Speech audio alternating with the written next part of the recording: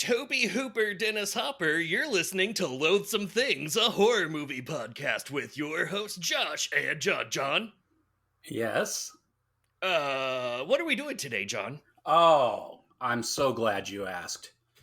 First of all, how's it going? It's good. If you can't tell from the video feed that you can see and no one else can, I am in a different place than last time. That's because I am in what is now actually my office, and I'm happy about that. You already got that worked out? Got it worked out. Over there is a bookshelf that I assembled. It is in process, but I'm very happy to have my own bookshelf in my own office like a G. Oh, shit. Yes. Well, that's excellent. I'm glad that happened, I think, sooner than you were expecting. A little bit sooner, yep. That's good. And you can't tell because of the lighting in here, but all of the walls surrounding me are coated in glitter because I think this used to be a girl's room. Oh. Yeah. Or a unicorn. That's true. It could have just been farting in here all the time. And John, how are you? I'm doing fine. Yeah. I got a new camera so that you and I can see each other better, or at least you can see me better. I don't know. It really doesn't help the viewers at all. Yeah, or the listeners. Yeah. This has gotten off to a great start, by the way. Good stuff. The viewers that we don't have can not see us almost as well as the listeners we also don't have. Correct. Yes. It's so good. Yes. We might have to see about actually recording the video. My biggest fear about recording video is then I can't cut out the audio bits where we're being, like, stupid. Yeah. Because my favorite thing about this podcast is being able to cut out all of the times that I do this and all of the ums and just horrible nonsense that I spew. All of this. Yes, all of these and these is I made my computer mad. And of course the all of this action.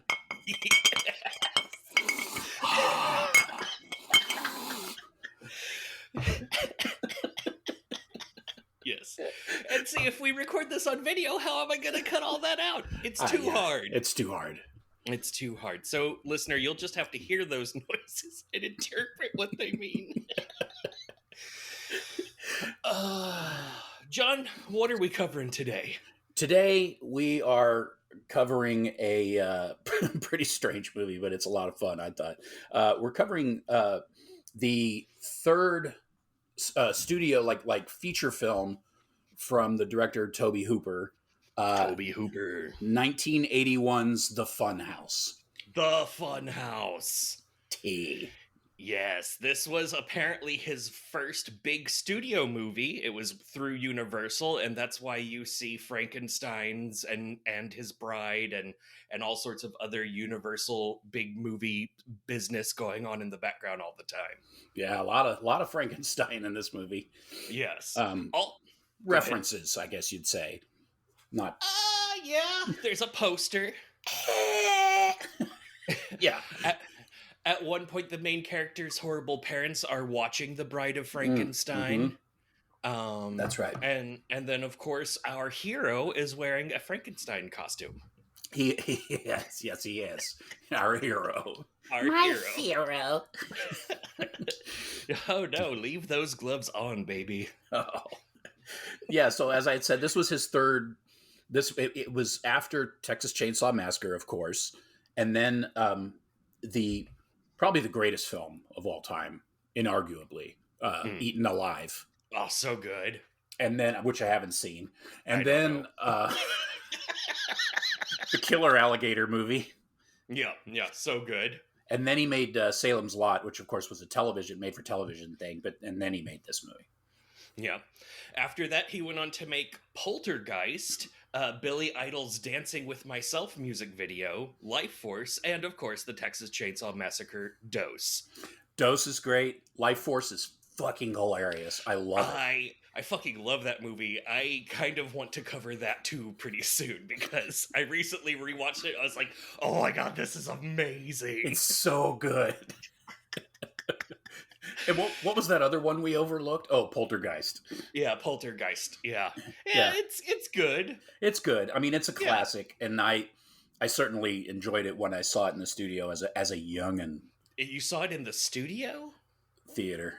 Oh yeah, studio theater. Love it. Fuck, yeah. God damn it. It'd be pretty cool if you saw it in the studio. You're like, oh man, I'm gonna stay for all of this. Are those real skeletons? Surely that's a controversy. I was the test audience. Toby, those look real. Yeah, good job, Toby. Apparently Spielberg, Yeah. Steven Spielberg. Spielberg was like, he originally wanted to hire Hooper to direct E.T., but Hooper was too busy making this.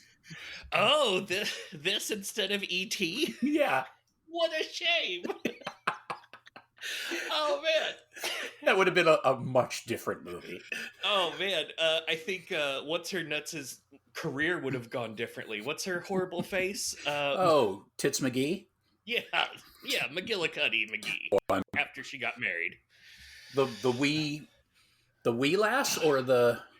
Yeah, wee lass. God damn it, I can't remember names. Such Heather, good radio. Heather Locklear. Yeah, that's it. There we go.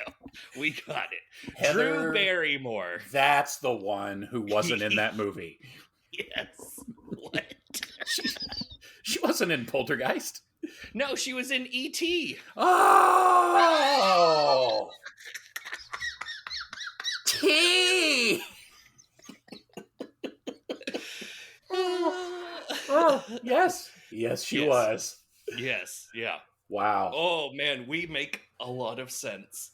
I don't know why we don't have a larger audience, to be honest. I can't imagine. This is good stuff. This is like NPR level. Like we should have a segment. We should get Mara Liasson on. But let's see. What do we have to say about these actors and actresses? I would say pretty much nothing. Yeah, not a lot of known names. I mean, the biggest names, I guess, would be Kevin Conway, who plays the triple threat of Carnival Barkers. Yeah, Barkers 1, 2, and 3. Yeah, Elizabeth Berridge. She's probably the most well known. She was in Amadeus, and she also, before this, her credit was Guiding Light. So she was one of those. She was on soaps. Other than that, I mean, the Wayne Doba, this was basically the only thing he ever did, essentially, as the Thing. And then Sean Carson, the little boy, was in Something Wicked This Way Comes, which I enjoyed. I enjoyed a lot. And then I think he made one other movie, and I can't find anything else about him online. I mean, he just like dropped off the face of the earth. Yep. The guy that plays the I don't know what to call him. the monster. Oh yeah, Frank was a professional mime and yes. And tap dancer. Yeah, and that's why like Tobe Hooper was like, "Oh man, you do great body language. Do I have a part for you?" I know, it's so weird. Yeah, was that one of those roles where I thought I had made a note where it was Rick Baker, who did the makeup for the film, who I fucking love Rick Baker, but he was originally going to play the Thing, whatever. And but then Hooper met Wayne Doba, mime and tap dancer. Oh yeah. And man, his body English was perfect. Body English. I love it. I'm only ever gonna call it that from now on. Body English. Yeah. Unless, of course, it's someone from overseas, and then, it'll be like body Spanish or something. Sure, yeah. Overseas Spanish. Over there where they speak Spanish. Yeah, in the overseas. Oh, my God. Body en français. This movie has the same cinematographer as the movie The Warriors, and I don't remember his name, but that was apparently a big deal to Tobe Hooper, who was like, oh yeah, no, I wanted him to get it, like, that great shooting, that great color saturation, all of it. Yeah, they shot in that anamorphic Panavision, so it has that weird, like, everything around the edges of the image is blurry, essentially, Mm-hmm. particularly in distant shots. And apparently, they also employed the use of this gargantuan crane, which Yeah. they used for a couple really cool overhead carnival shots, which I thought was really cool. That shot of Joey, like walking around at the at night, like just dejected, and then again at the end with the spoiler thing happening. Yeah, Yeah. yeah. Apparently, the well, it was shot around the Miami area, and Mm-hmm. apparently, a bunch of the props that were used in that film were also used in the "Dancing with Myself" video, the Oh, Billy good. Idol Yeah. video. That was like Nice. the next thing he did. Yeah, apparently this was all actual carnival stuff that it wasn't set up for a carnival, but they like paid the carnival people that were like in the off season. They're like, hey, would you set up your carnival so we could shoot this? Oh Or wow. something to that nature. Yeah, I wrote down the name. I wanted to look it up. The Bob McGurl and his family of McGurl shows. Oh, yes. Sounds really top notch. Oh, my girls, my girls, my girls. They wiggle and they dance. Oh my god. Yeah, it's quite a movie. Yeah, John, as far as it being a movie, would you say that it is a movie that our audience, the type of people that would listen to us talk about this movie for 1 to 2 hours, would you recommend that they, before listening to us spoil everything about the movie, perhaps maybe watch the movie first? Yeah, I would. I don't know that it would necessarily be that big a deal if they didn't watch it. Like, Yeah. say I mean, they should watch it, but like, say Hmm. they decided to listen to us first and then watch it, it Hmm. probably wouldn't be that big of a deal. It's not like there's some major surprise or, I mean, it's pretty predictable. I think, kind of, Yeah. sort of.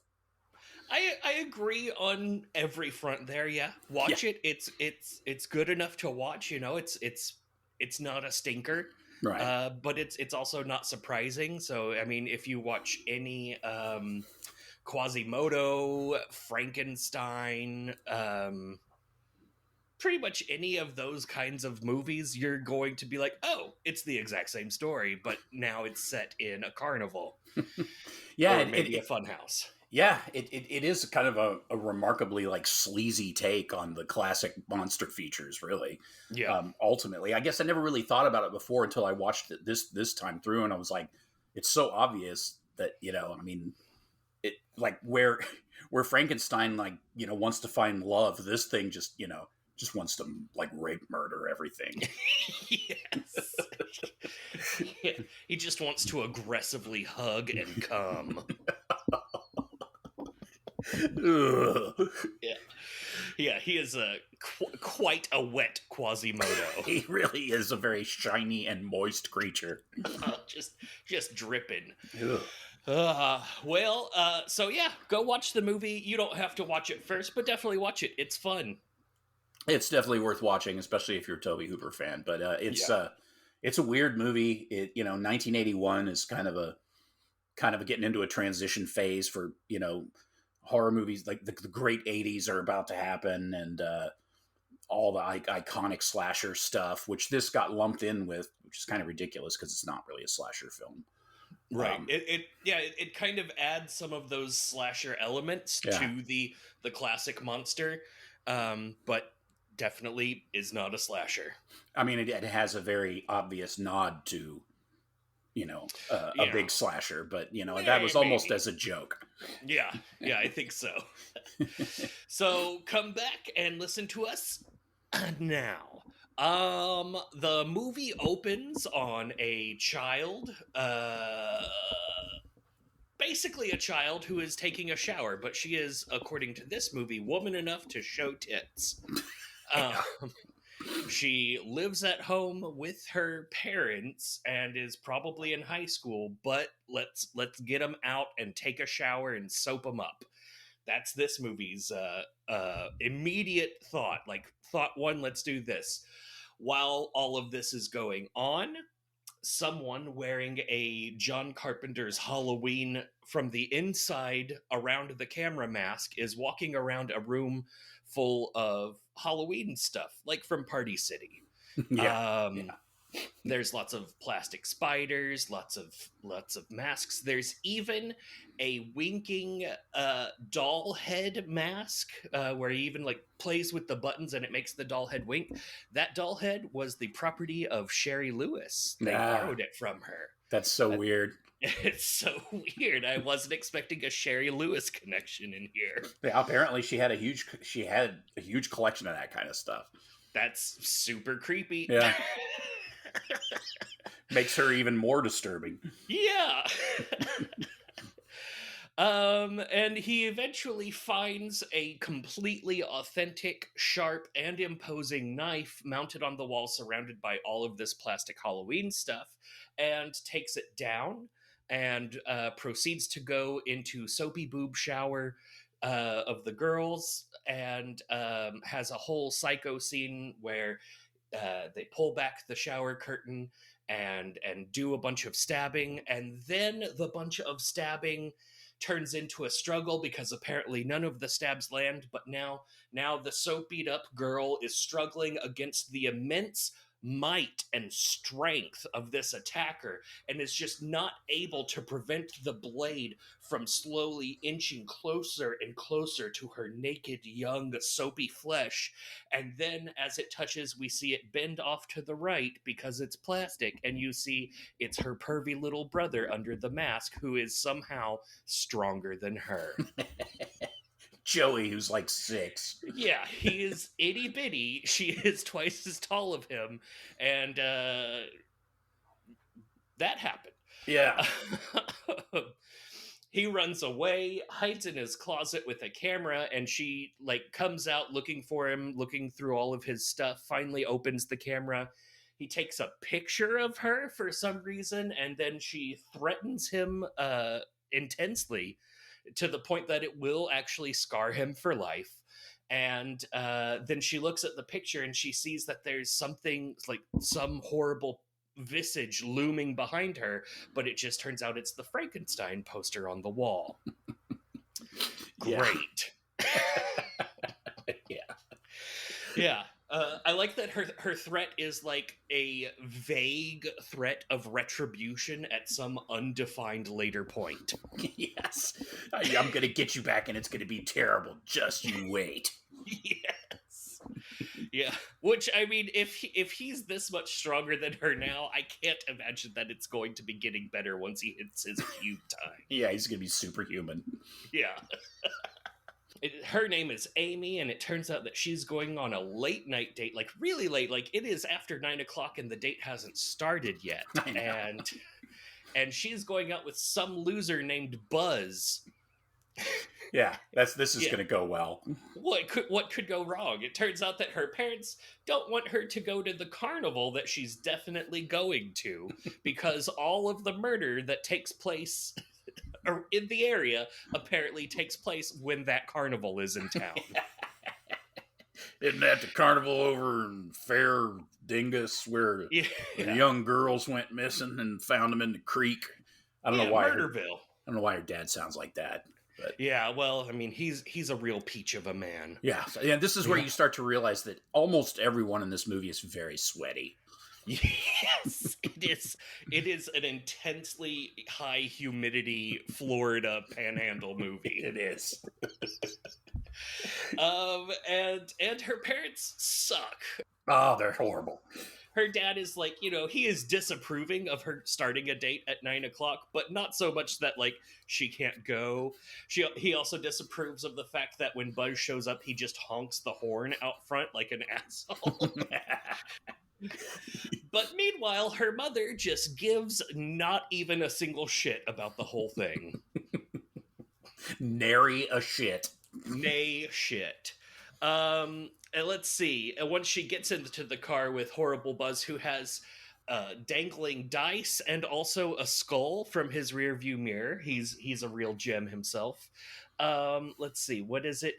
She asks if they could go to the movies instead of the murder carnival because her parents asked if that was okay, and she's not a horrible person, even though her parents are.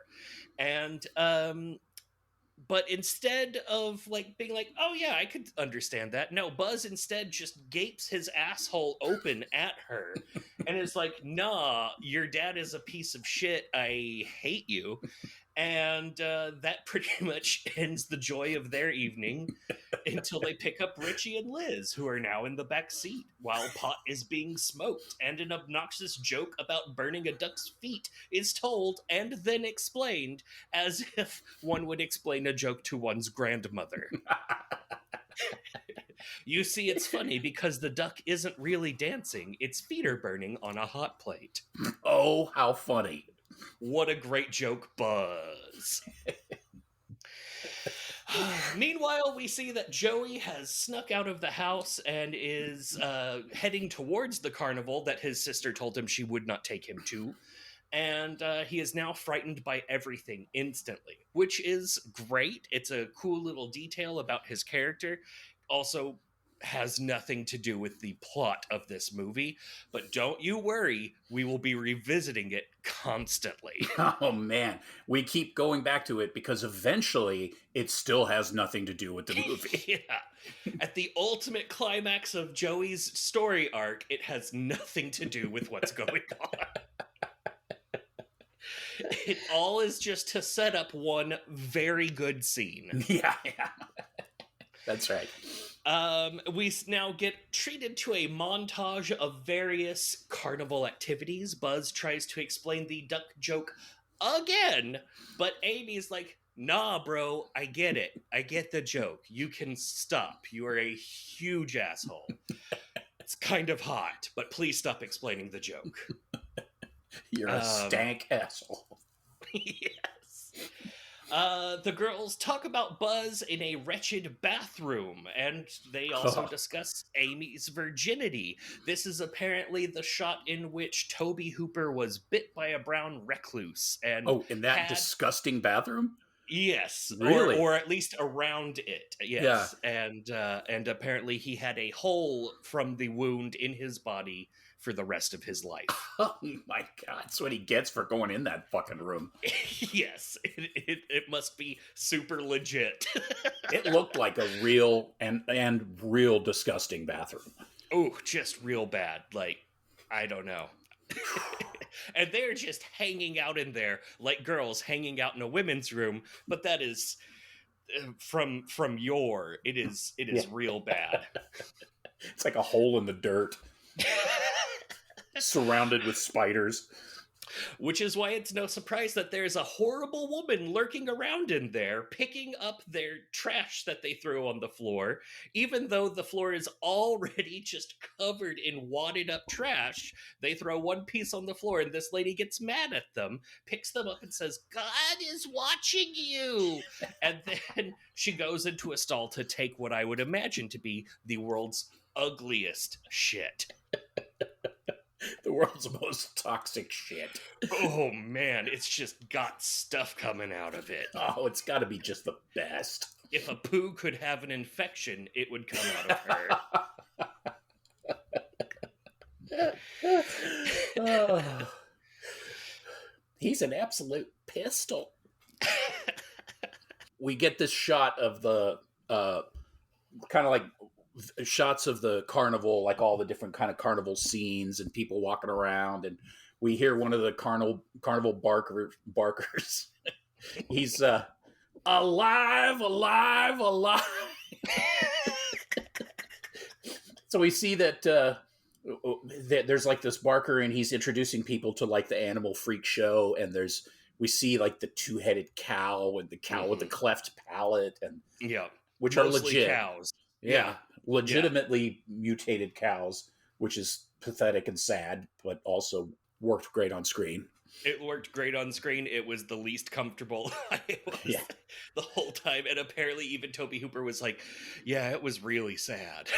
Yeah, that's a little much. Those are, Yeah.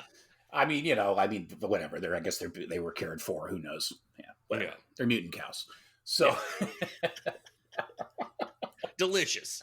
yeah. Oh, absolutely delicious. Yeah. So then burger, please. or is it two? I don't know. Oh. So they 2 for 1. Oh. So they go into this one tent and they see this mutant fetus in a jar that's like lit up all with like pinkish color, and there's a lot of crazy lighting, or not crazy, but like interesting uses of colored lighting, particularly inside the funhouse, which, it would be the case in an actual funhouse. If you've ever been in a funhouse spook ride, it's pretty much exactly like that one. Yep. Except that they don't have basements. But yeah. So really cool basements. Yeah. So they're looking at this thing and like joking about whether or not it's actually real, and then this part is so ridiculous. Buzz cuts his finger on the jar, and then he basically like wipes it on Richie's face.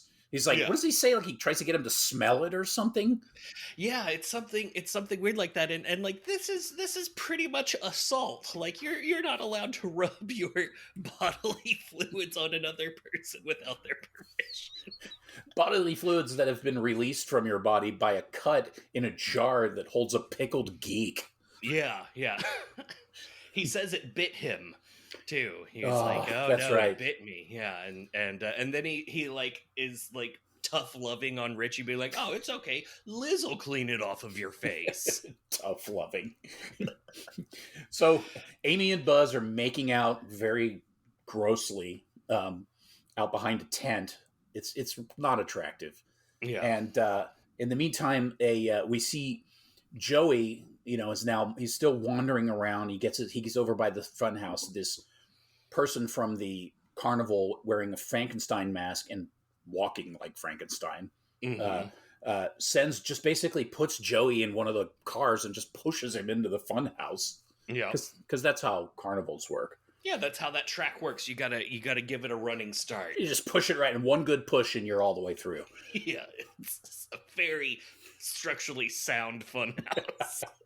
So Joey's riding through, and I love the part where he's in there, and one of the first exhibits you see in the funhouse is the like African guy with the spear and the bone through his nose, and it's just like, oh, there we are. Okay, I guess that was still happening in 81. There's also the giant animatronic laughing lady on top wearing a dress and way too much white makeup. Way too much white makeup and knee-high stockings. that have rolled down. It's the worst. It's so wrong. That part I loved that part. That was pretty great. Yeah. So, oh my God, this movie's insane. Yeah.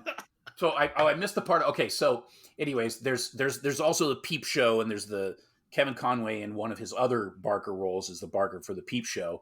That's the one where he's like British and has like the black wig and yeah. And it's his sister that he's on stage with, and he's like, show him a little bit, and it's like creepy. So gross. It's so wrong. Kevin Conway's amazing. He is fantastic. I mean, all of his Funhouse Barker, the low energy Funhouse Barker, where he's just kind of like slinking against the rail with that little microphone. He's like, come up and get scared and check out the scary stuff. He's just, he is not into it.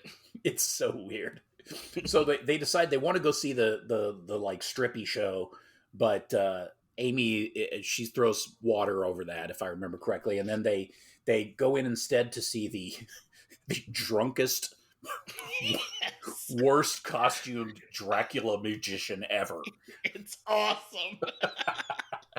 And he's doing this like seedy stake through the heart trick with this girl, and it's just people are like they're like heckling him the whole time, and it's just great. Yeah. And look, the whole time I'm like, this guy has never showered in his life. It's so it's so disgusting. And he's incorporating drinking into the show. Like, he's got the little, like, flask in his pocket that he pulls out in between his little speech. It's great. Yeah. Oh man, I totally jumped around. But anyways, so No, you're good. yeah, so we see this part where the Utes are Mm-hmm. smoking more weed behind the tent because in 1981 weed was so weak you had to smoke like once every hour to remain high. Yeah. And then they go in to see Madame Xena, the fortune teller, and she's ridiculous. She's got, you know, like all the veils and the scarves and the beads and, you know, just she's clearly using a terrible, like the character is using a terrible accent, Mm-hmm. trying to be all mystical. I can tell that you are aware of the occult or whatever. Yeah. And Amy's like, no.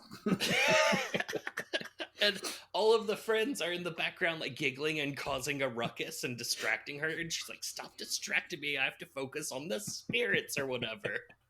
They're just completely out of control. They're high for one, and they're douchebags, so it's Yeah. not a good combination. So finally, Xena completely loses her mind, but she screams at them, which is great. I like that. Don't come back, or I'll break every bone in your fucking bodies. So fucking good.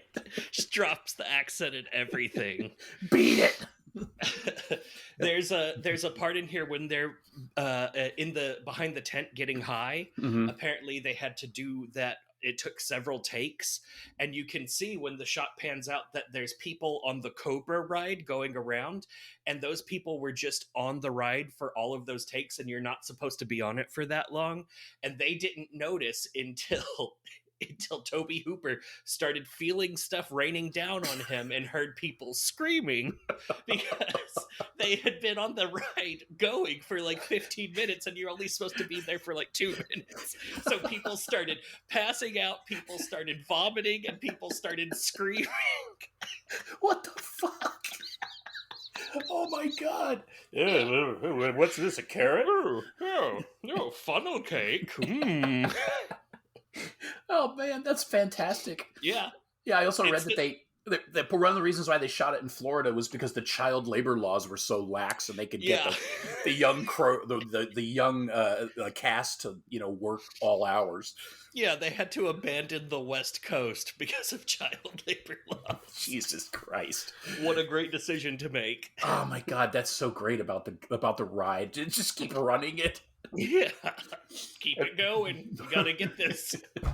The Madame Xena scene is great because you could hear this is where you hear some of the soundtrack. The soundtrack to this movie is really cool. It's you pretty much like the absolute most perfect stereotypical carnival music, and he's obviously written pieces for specific scenes. So when they're in Madame Xena's tent, it's like this kind of sad with the violin, and you know, like it's great. There's like a piece of music for each section of the movie, and then there's parts where the music will just stop and it's dead silent, you know, and actually builds the tension pretty well for what's essentially a pretty silly movie. It actually, you know, Hooper has obviously got talent. Yeah, there's some really good elements in this movie. Yeah. So we've seen Joey. He's gone in, you know, and been absolutely terrified by African people, and then after that, the youngsters, they go out to the back of the naked lady tent, and Buzz cuts a hole in the back of the tent, which is great because there's like all these strips of duct tape all over the back where other people have cut holes. That was pretty genius. Yeah, I like that. And so he cuts a hole in, and now you've got like the raunchy, like saxophone, like the dirty, sexy saxophone sound. It's so great. And the one girl's like, "Let me take a look," and that Richie idiot goes, "Oh, what's your turn, man? What's your turn?" And then she walks away. She's all mad. And she says, "I'll find my own hole." And, and then she goes, "I can't believe I said that." It's great. There's a lot of little moments like that I thought were pretty good. Yeah, Liz is honestly one of my favorite characters in this movie. She doesn't get a lot of spotlight, but when she gets spotlight, it's just like awesome every time. Yeah, no kidding. So they, yeah, exactly.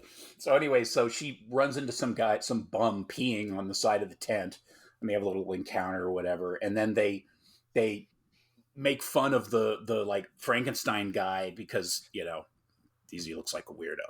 Yeah, and I think he had been peeking in the tent or coming out of Was the that what it tent with. was? Yeah, it was something like that. It was hard to really tell what it was, but they were like, "Oh, even Frankenstein gets wet balls and everything." That's right. Yeah, and apparently those strippers in the tent were authentic Miami 1980 strippers. Wow, Yeah, that's fantastic. that's why they were so skilled. They were very thrusty. Yes, quite thrusty and tasselsome. Yeah, it was that and the guy the guy that's doing like the announcing in there, that guy, they plucked that dude right out of an actual carnival. There's no way that guy was like, he's like every guy in every 70s movie that is the announcer at a strip club. Yeah. Yeah. Quoting Al Jolson and just not having teeth. Oh, that was so good. Amazing. At this point in the movie, Richie decides they should spend the night in the carnival by hiding in the funhouse because he great heard idea. What a good idea! What could go wrong? What could go wrong? Yeah, everyone's parents will be okay with this because we're all adults. Sure. Yeah. Apparently, he heard his friends had also done it, so that's what gave him the idea. So cool. So the girls go to phone booths to tell their parents they're staying at each other's house, and apparently that just works. Yeah. And while they're doing this, the horrible lady from the women's room earlier is watching them and laughing while picking through a garbage bin. It's just in the background, the camera's not paying attention to her. She's just there, and it's amazing. The shitting lady. Yes, the shitting lady. So Joey sees his sister and her friends go into the fun house, and he stays and watches for them to come out. But they never come out. Meanwhile, we're treated to the full Funhouse experience, all of the many animatronic delights. And then they never come out, of course, and Joey just wanders around the now shutting down carnival while that awesome camera shot on the giant scoping crane happens, and we just see him wandering around, and it's really good. It's a really good shot. It is a great shot. But he also gets spooked by the big laughing animatronic lady, which randomly comes back to life whenever it feels like it. Yeah. I guess right here's a good time to mention that the opening credits for this are creepy carnival, like shiny carnival music, and all of the different dolls from inside the funhouse. And given that it's called the Funhouse and that the dolls are on the poster and the cover, it kind of seems like, oh, okay, there's going to be, thing with the animatronic dolls. Sure. And then this movie still hasn't really gotten to the point.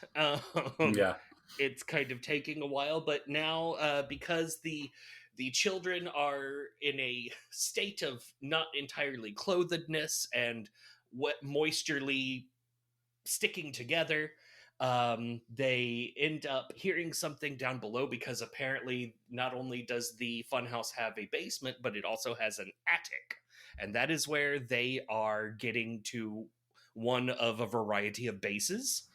And they end up spying Madame Zena from earlier, the fortune teller, and Frankenstein in a room with a mattress directly on the floor, and they are haggling over the price of one sexual session. And by haggling, I mean Madame Zena says, no, that's not enough, and then Frankenstein goes back to the cash box, gets a larger denomination of bill, until finally he shows her a hundo, and she's like, yeah, okay, that'll do. So they're watching all of this happen, and Frankenstein and Madame Zena bunk down for 2 entire pumps worth of sex until Frankengravy is spilled, and he gets angry because apparently he wants his money back or something. Like, this wasn't good for him. I don't know. But the the actor that plays Madame Zeta is just like such a champ through like this whole scene. She really is. She just has a patter going the whole time. Varies from like disgusting and dismissive to very supportive and cooey. It's really something. But Frankenstein gets mad, and he menaces at her, and she says, "quote You leave me alone, or I'll put a curse on you and your whole lot." Okay, Sure. yeah. And so, of course, then Frankenstein, what the word that I have come up with for it is strangulocute, because he strangles her and shoves her into the breaker box, and she is electrocuted right after she makes a threat of a curse, and then this causes all of the animatronic creatures to go nuts, and us to expect, oh, her curse will, then go into the animatronic creatures, and this is where the movie gets good. Yay. Yeah, but no. No. Also, why does somebody need to curse some sort of fucking freak who has to wear a Frankenstein mask and like is a 2-pump chump and like like doesn't understand money and lives in a fucking carnival spook house, but she's gonna put a curse on his family? Yeah. Oh no. He won't even take off his mask and gloves for a sexual encounter, so you just know it's extra like sweaty and rashy under there. It's just gonna be great. Yucks. And so now our youths have witnessed a murder, and they're pretty intense about that. But instead of doing normal things, they head downstairs and they go right by the room, to the point that Richie is able to go into the room and snoop around. I think he says something like, just to make sure that she's actually dead or something like that, because Frankenstein has left. And then they wander around the funhouse because they can't figure out a way out. The one door that they knew about is locked from the outside, so they can't get out. So they're just now wandering around the guts of the funhouse while a murdered lady cools on a mattress. Cools on a brown mattress. Yes. It's so gross. It's really disgusting. Yeah, they're completely locked in. They find some other doors. Some of the doors are locked from the inside. That's always a good sign. And so they're wandering around, and I watched this on my computer this go round, and so I had my headset on, and that whole section where they're just wandering around, there was like overdubbed whispering voices of them like mumbling to themselves, and I watched to see if did they actually capture that with an overhead mic. Nobody's actually talking. It's almost like you're hearing their inner monologues where they're all just like, oh no, maybe we should go over here.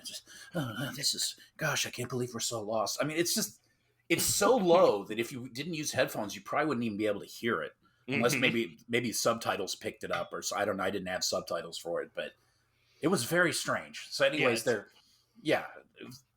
it made no sense. So they're just wandering around whispering, and then we cut to Joey. He's wandering around outside, and he overhears the carnies. They're drinking and doing carny things, and telling jokes about having sex with cows. Yeah, just a really important to the entire movie section of Joey wandering around. Yeah, not just time filler. Yeah, and then we're back in the funhouse, and the Barker discovers the tripped breaker, and then he sees the dead lady, and in the meantime, the Franken guy in the background is gurgling, essentially. Just, it's really disgusting. And then he shows his oopsie to the low energy funhouse Barker. But between grumbles, you hear him go, Father. Yeah. Like the one word he says in the whole movie. Yep. And the Barker flips the fuck out for calling him father, even though it's his father. He's like, I can't stand the sound of your filthy voice. Yeah, it's so gross. And then he just says I'm gonna plan it. I'm I'm gonna blame it on the locals. Like he has this great plan.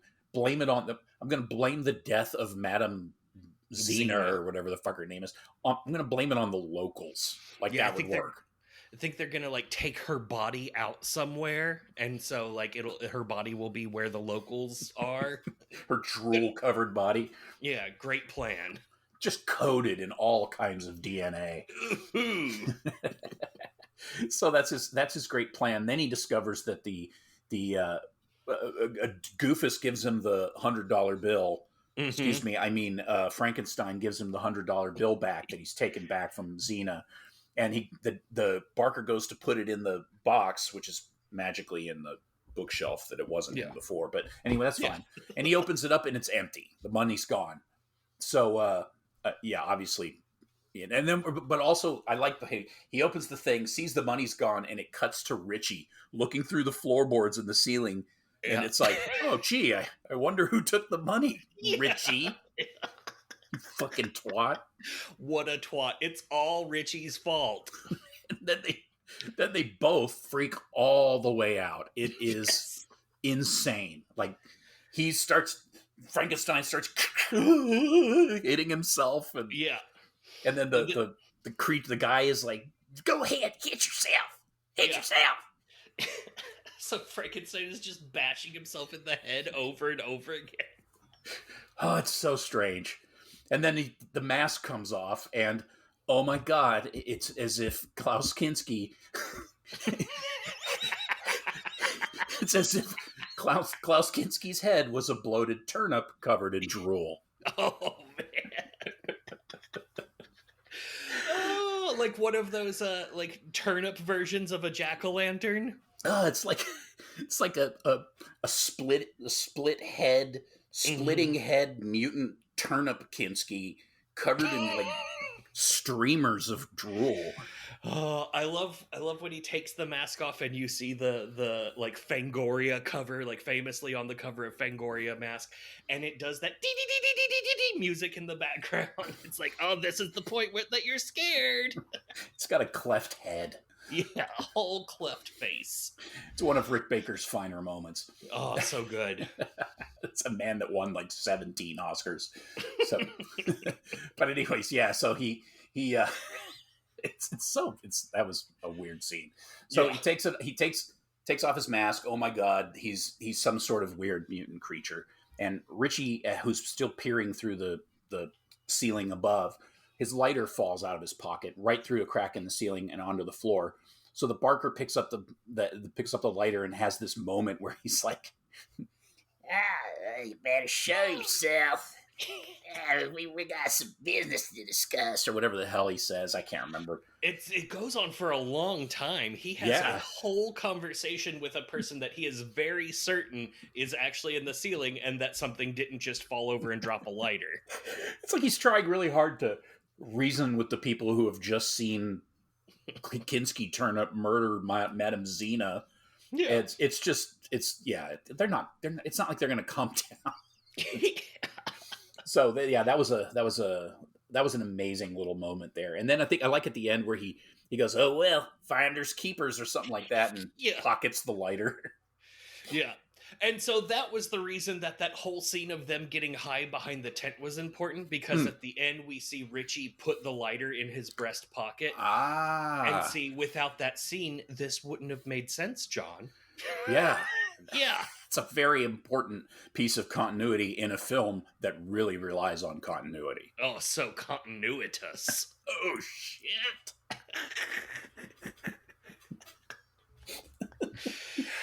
Oh, God.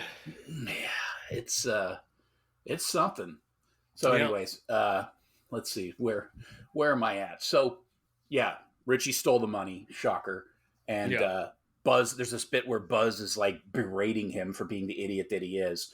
And then we go back and we see Joey again, who's again just uselessly mulling around in front of the funhouse, running into what I would describe as every scary night sound ever recorded. Like cricket sounds and like mysterious bird sounds and crack, like somebody stepping on a stick, and like all of those contained in one little section there, which Yeah. is really important that these things happen, because So later in the movie it has nothing to do with anything. anything at all. He even gets scared by the lady from the women's room who is crouched down and waits for him to back up close to her, and then she like stands up suddenly and goes, "Ah!" She literally jump scares him Yeah. for no reason. No reason. And then he goes to the like front of the funhouse, and there's like the American flag things, I forget what those are called, like draped over the bottom, and he like parts it, and Kinski Turnip like reaches out and tries to grab him, and he freaks the fuck out. It's, horribly traumatizing and completely irrelevant. Yeah, very useless. It had nothing to do with anything. It was so strange. And then out of nowhere, the kid just gets nabbed by some strange dude. Yeah. Some rando obvious problem guy. Oh yeah, what earlier he got accosted by a dude in a car with a shotgun on his way. That's right. Yeah, get in the car or I'll shoot you. And then the kid ran away, and the guy just laughs Like every other tooth is black. Yeah. It looks like one of those collectible ears of corn. Yeah, it's so weird how this guy, this little kid, faces all kinds of trouble. It comes out, he's fine, but traumatized for life. Not by any of these horrible events, but rather by the voice of his sister. If you want, you can just think of this movie as a prequel to Halloween. Yes. Oh, God. Where are we at? We are at him getting nabbed by the strange man, and then basically the gang looking for a way out still looking for a way out. Yep, that's right. Buzz begins scavenging for weapons and being very masculine. Apparently, all of these animatronic things have actual functioning, like, made out of metal and are sharp weapons. So he grabs a very heavy axe from one and a very strange looking dagger. It's like I believe it is called a mongosh or something of that effect. It is a dueling dagger to go along with one's rapier. Whoa. And and he arms Richie with it, and Richie's like, I do not want this. I am not D'Artagnan. Yeah, and also, it's all my fault. This is all Richie's fault. It is. A battle axe. Yeah, it's ridiculous. Because when I make my haunted house and I have animatronic things, I want to make sure that the armature of my animatronics are so strong that they can swing a full-size battle axe. Yes, it's going to be important. If this standing statue can go on a conveyor belt, it's going to need to hold up the weight of a human dead body. Yes, with a battle axe in its head. Yeah. And we see Barker and Son talking about killing these youths. He says, quote, "It ain't as if I'm asking you to do something you ain't ever done before." Turnip and gooch.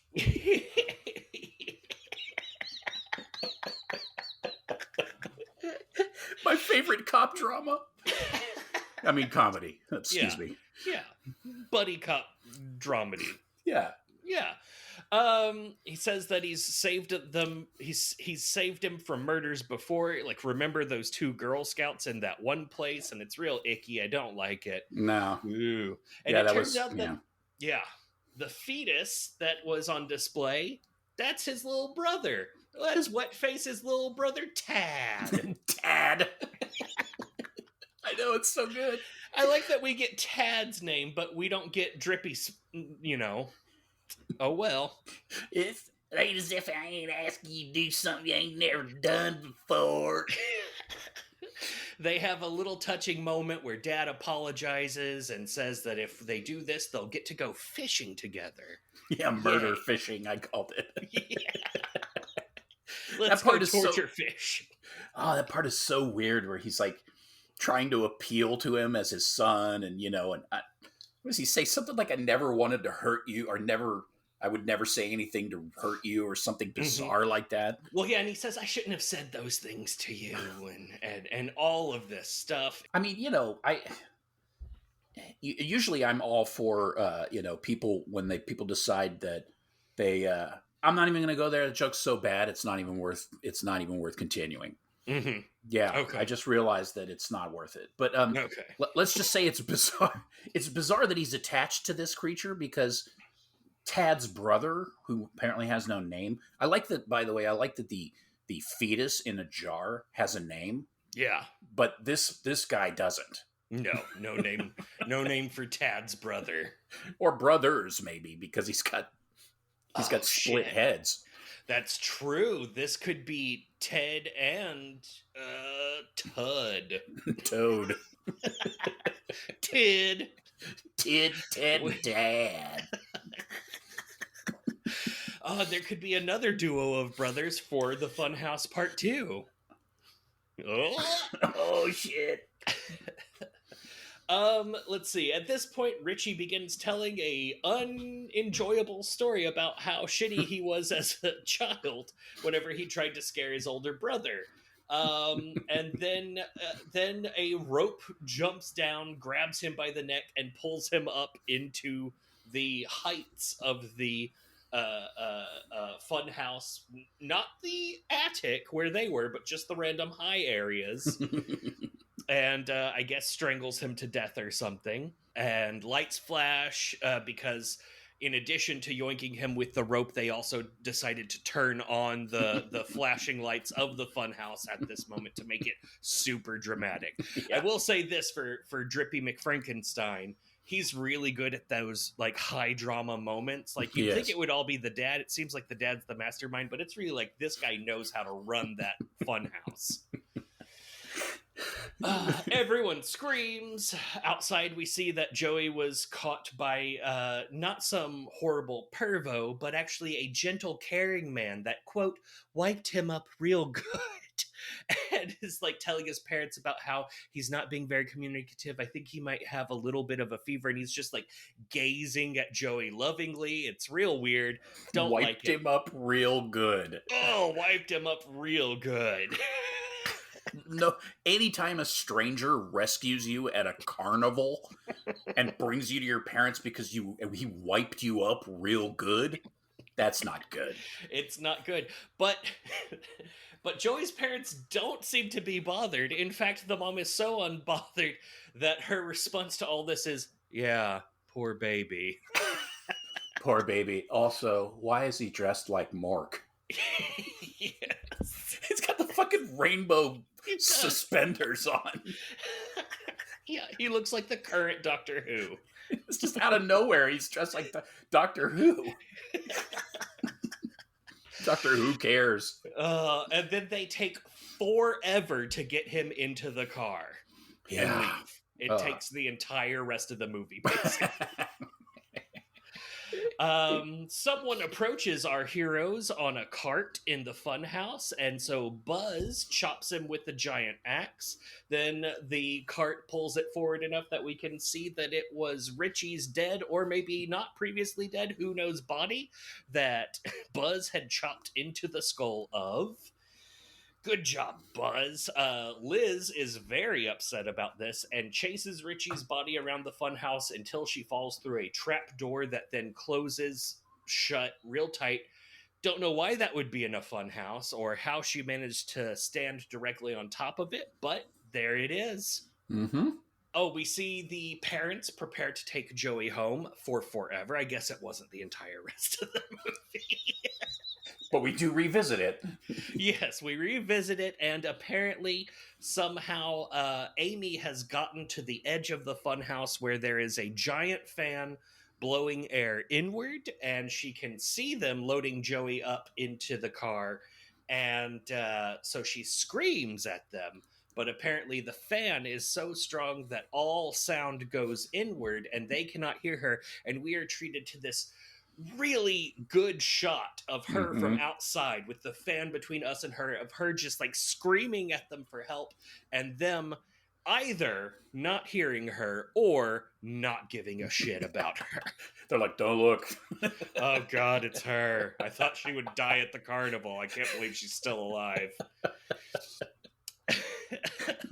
It's a really, really good shot. I love it. And then after a while, that's over, and they just drive away, and she's all dejected. Meanwhile, it turns out that Liz is the trap door that dumped her out, also next to a fan, but this fan is going the opposite direction. I would assume on a level below the level that Amy is on. It's really hard to tell, but this one is just pure air ducts, like the kind that you might crawl around in if you're a spy, but there's enough room to almost stand up in these. Yeah, exactly. And so she's just in there. She has the cool dagger that Richie had been holding, and we see a piece of newspaper fly by her and get chopped by the fan. So we're like, oh shit, it's a awesome like death scene coming up where someone's gonna get chopped up by that fan. And at this point, Drippy McPumpy Gravy looms around the corner, comes toward her. She starts offering him sexual favors because she's a badass and she has analyzed what motivates him and is hiding a knife behind her back. And she is like doing everything she can to survive in this situation because she is a fucking badass. She is dating the worst guy.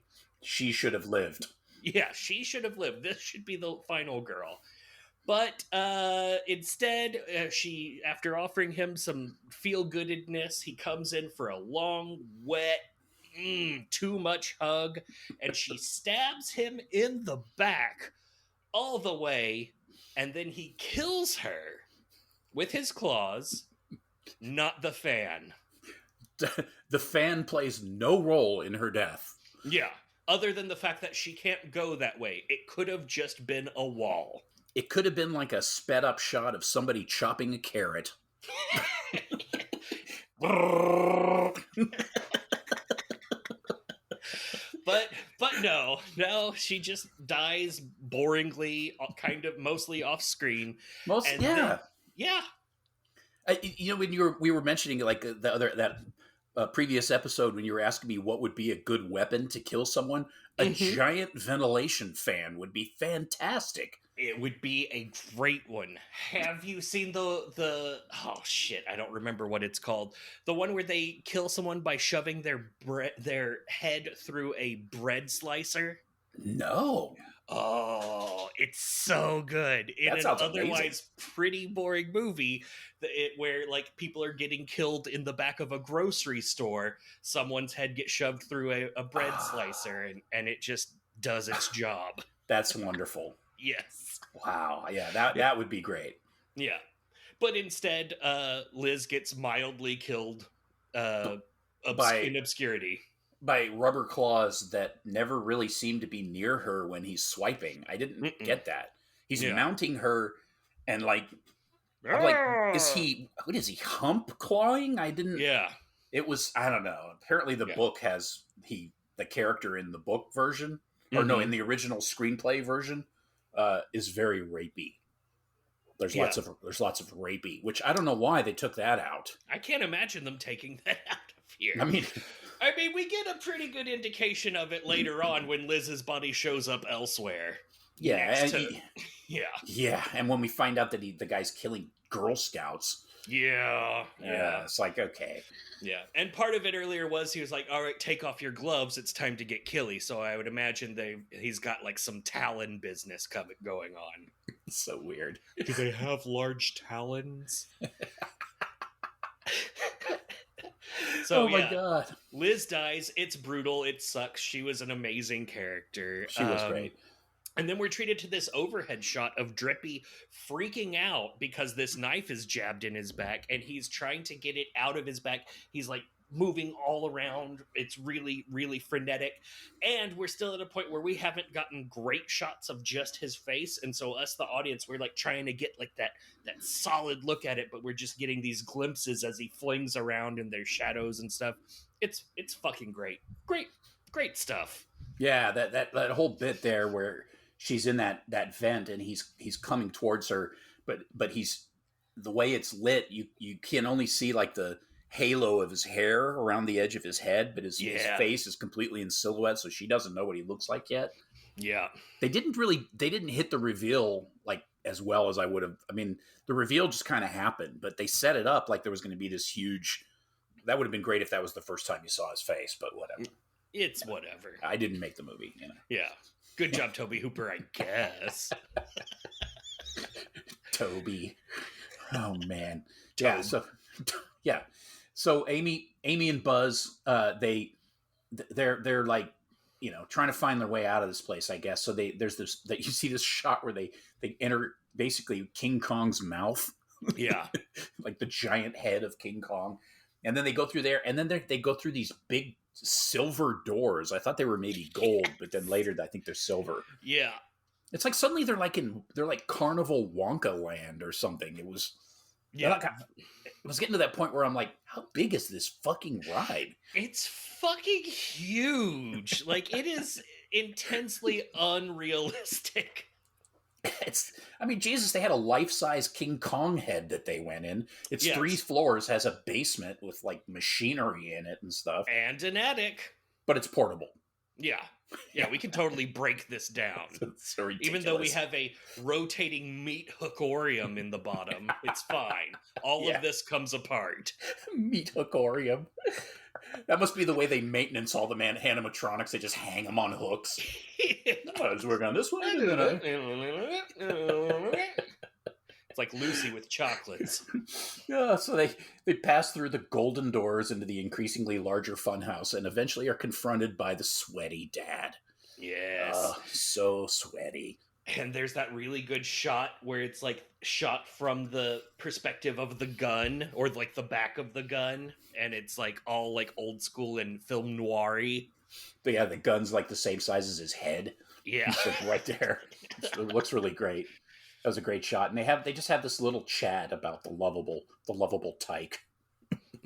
the Franken turnip. And then there's like a struggle. Buzz goes for the gun, and they're fighting over the gun, and then Buzz gruesomely impales the Sweat Father onto this decorative sword that is just happens to be right behind him. Perfect placement. Yeah, it's like a suit of armor, and it has the sword sticking forward so that, it's as in good for insurance as possible. So Buzz pushes him onto the sword, and then he he's like looking for the sweaty keys, and he's like checking, the barker for the keys, and then he gets a little stabbed where the barker pulls him onto the tip of the sword, so they're like doing like a shish kebab sort of thing, but when you put those shrimps on the end that just fall right off, it's kind of like that. That's Buzz. That's Buzz. Buzz is the slippery shrimp. He just gets slightly stabbed. Just a little stabbed. By the barker, who of course is still alive somehow. So Buzz empties the gun into him. Yeah, shoots all the bullets. Shoots him like 300 times. And then like Dick Wet drops in from the ceiling and like just kills Buzz pretty much post haste. Yeah. Which was delightful because without effort. Yeah, because I can't stand Buzz. He was horrible. Yeah, Buzz is really terrible. He's not a good guy. And he mounts his body onto this animatronic clown puppet, so he's like holding his body like, he comes in on the conveyor belt, like the clown is standing holding Buzz, and it's coming towards Amy, who of course just stands there.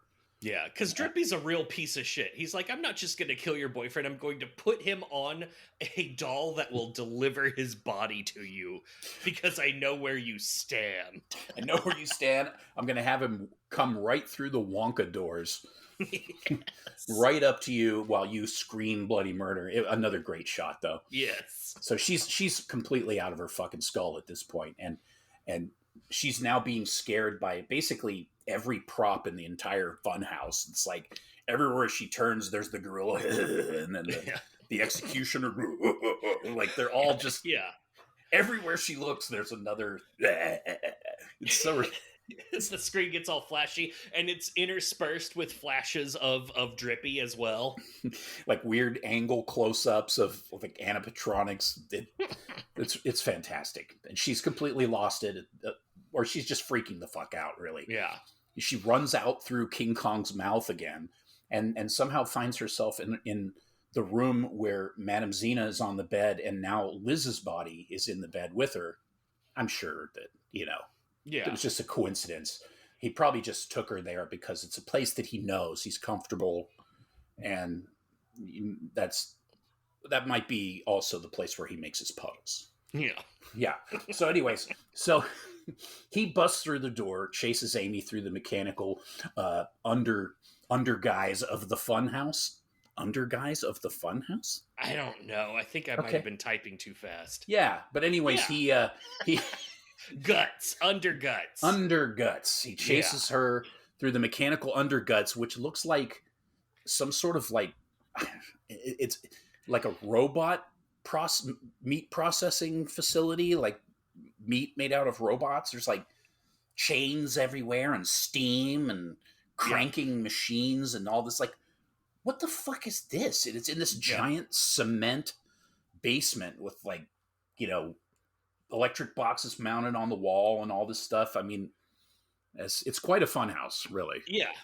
I mean, I would imagine you would have to have something like that, like some kind of electric clockworks or gas powered clockworks to like run all the animatronics. But the chain running around the ceiling has like hooks on it. It like at intervals. It's like the world's most terrifying dry cleaners down there.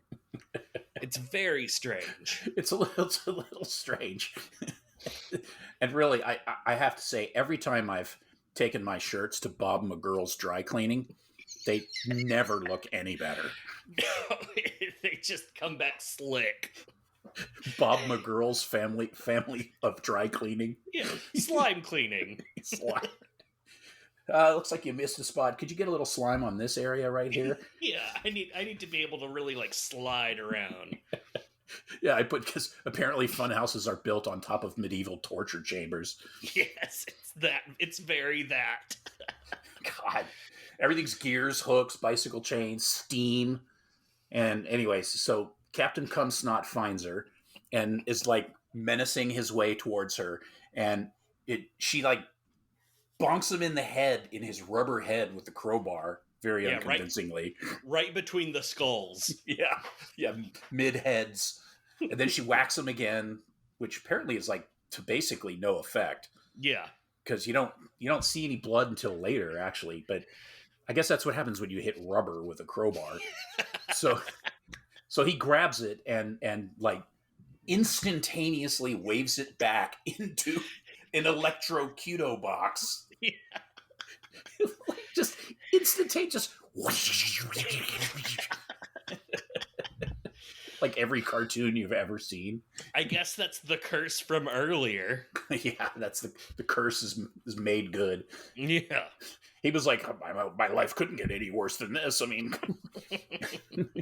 so somehow he's managed to hook himself onto one of the meat hooks. Yeah. But also he has his arm over the rotating chain. It's like, just take your fucking arm off the chain, you idiot. And it's not even one of the meat hooks. It's like one of those weird, like, multi-part things that's caught onto him. It doesn't... We didn't see it happen. It just all of a sudden is that way. He electro-tangled himself into the chain gear. And then it's very slowly pulling it towards Amy, who's just standing there, terrified, while he just... It's like the 45-minute shot, I think, where he's just inching towards her. Yeah, getting closer and closer. He's unconscious. Yeah. And she's just standing there intensely being afraid of his approach. And then he finally gets to her, and he wakes up. Oh. What do you know? He was just short of being too electrocuted. So, yeah. So anyways, he grabs her, and they're struggling and blah, blah, blah. And then the thing... She manages to get him in between these two giant gears. Yeah. And he gets crushed in between the two gears, and then for some reason they stop turning Yeah. because, like, I thought, okay, well, I mean, he's been crushed, so he's just going to die. But instead, he has like it's like somebody gave him all the meth in the entire world because he completely spazzes out. He's just Yeah. like flailing and shrieking, and he's stuck between the two gears and screaming and stuff. And then there's like this gigantic electrosplosion, and that signifies that he's dead, I guess. Yeah. Because, yeah. What were you gonna say? Oh, I mean, it looked like maybe the gears got caught on like his spine. Yeah, it could be. And so it's like right in the middle, and so he's just like freaking out. It's super cool, like it's super torturous looking, but it's not gory at all. No, it's just obvious prop work, and you don't see him getting shredded in half. You just see him freaking out, and it's very effective the way it's done, but it's also a little bit disappointing because like I want to see that two halves of a guy thing. I know they do kind of oddly pull their punches on what could have easily just been. I mean, the guy made Texas Chainsaw Massacre, for Christ's sake. Come on. I mean, jeez. But so then it's now it's the next morning, and Amy has magically figured out how to get out of the fun house. Good job, Amy.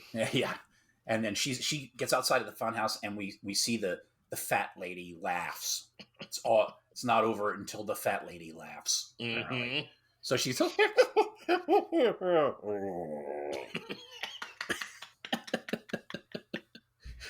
effect they use a lot in that movie. A lot of times, that fat lady. A lot of fat lady. A lot of slowing down animatronics with the sound that goes. So she cries her way home past the shitting God is watching you lady, and we get this amazing overhead crane shot of her just like bloody, not half naked, but like shoeless, filthy, shirts like ripped off her shoulder, wandering through the carnival full of people working who are paying her no mind. Yeah, don't give a shit. Yeah, that's just regular carny morning business. Yeah. They're like, we even see like they're taking apart the merry-go-round. Mm-hmm. Like they it's time to keep moving on.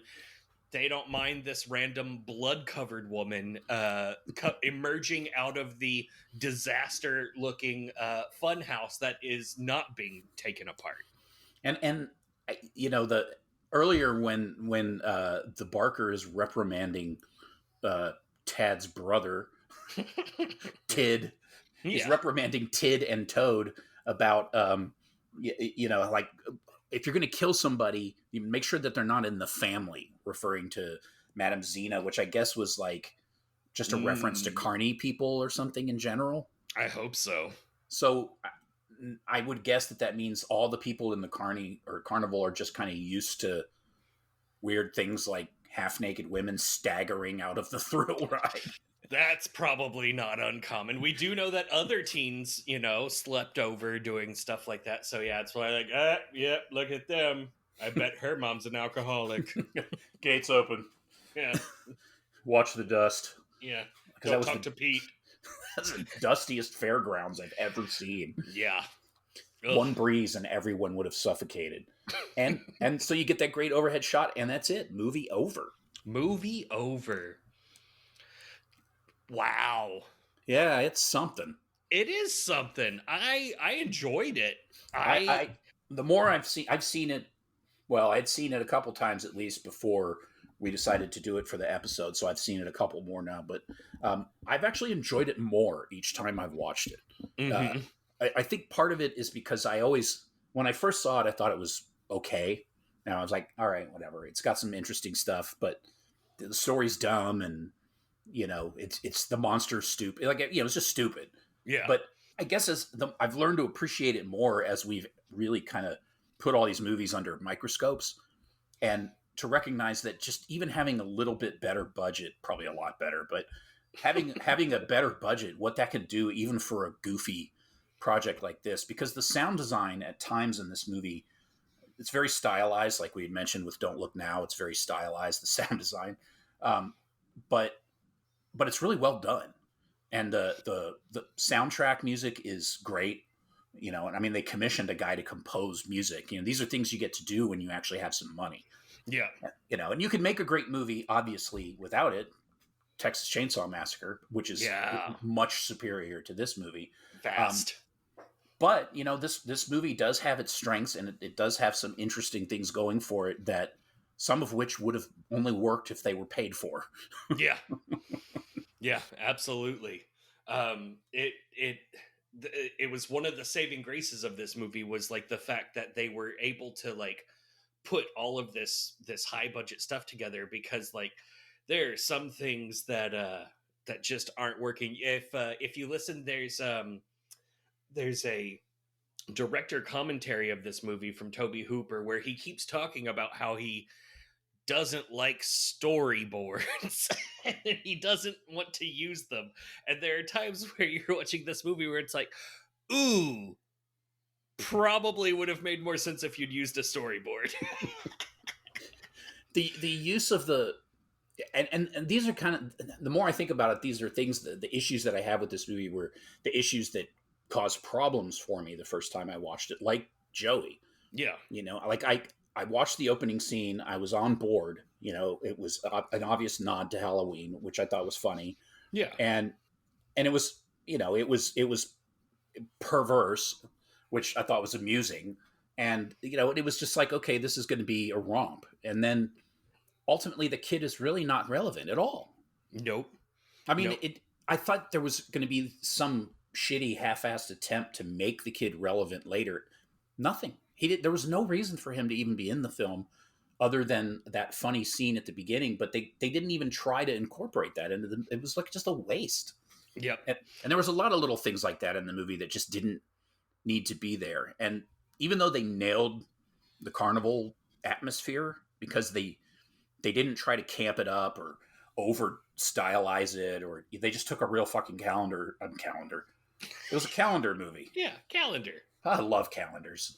They just took a real carnival and they just shot stuff in that setting essentially, and it worked. I mean, obviously, we're talking about how the creep house had a basement and stuff. That was ridiculous, but I pray just had some idea for kind of a location that would look creepy on screen or something, which is fine, whatever. Yeah, absolutely. Like that's forgivable of any horror movie. Yeah, sure. This has more things than it needs to have.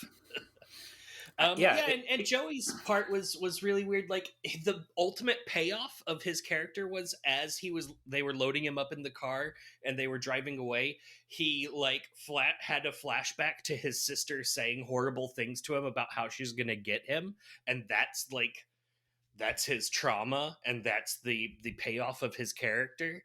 Like really, his whole storyline was just there to have a reason for her family to be on the other side of that fan so she could scream at them, which I feel like they could have done that same thing with not an entire Joey story. That said, I love all this shit going on with Joey. I love him getting accosted by the shotgun horribleman. I love him getting wiped off real good by the carny. I love that all of these characters going on in the background have all of this richness to them, but it just doesn't contribute anything solid. Like they're really cool elements, but they don't actually like fit together in any way.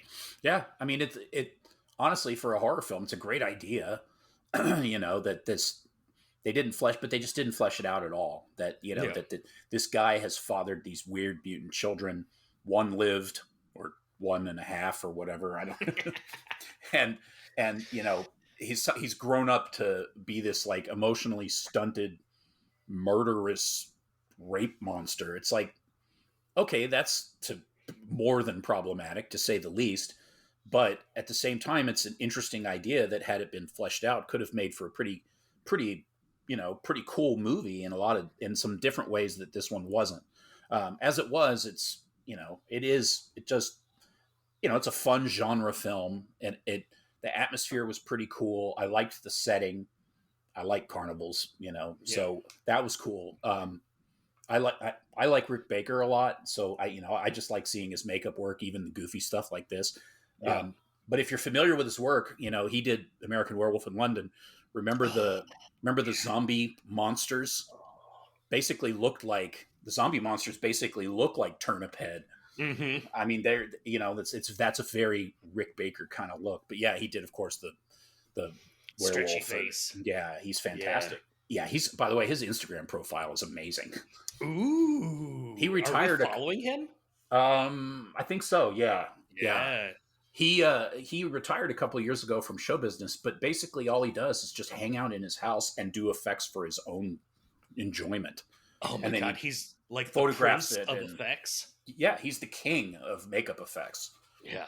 He's got, like, I forget how many Oscars he's got. You know, he's like the second. He has the second largest number of Oscars of anybody, or some crazy thing, because he's won so many for makeup effects. Yeah. Yeah, Yeah. Wow, great. that's awesome. And by prince of effects, I meant like the artist formerly known as, not like Yes, unranking to the king. correct. Yes. Whoa. Whoa. So it's like if Andy Serkis retired and just did body acting in his house all day.